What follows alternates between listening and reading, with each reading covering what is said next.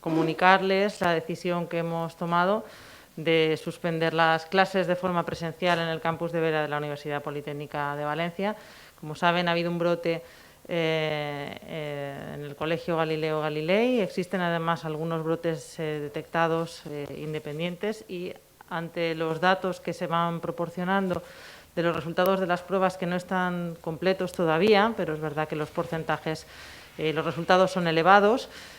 Ahora mismo la situación que tenemos es que por el brote producido en el Colegio Mayor Galileo Galilei, pues los resultados que estaban saliendo, que no están todos todavía, pero los que están saliendo son elevados, y entonces por prudencia, por contención, se ha tomado esa decisión porque es la de mayor protección para la comunidad universitaria.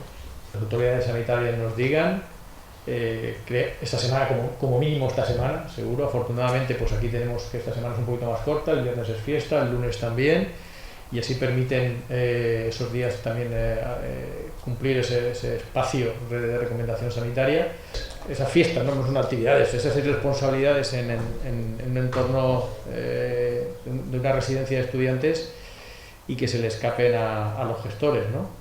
Ellos, bueno, lo que hemos hablado con ellos es que no lo sabían, que que no estaban al tanto y que desconocían lo que haya ocurrido. Pero bueno, es sorpresivo, me sorprende como usted, ¿no? Que en un edificio se junten, no sé, un gran número de personas haciendo ruido, música y yo no me enteré, ¿no? Sorprendente.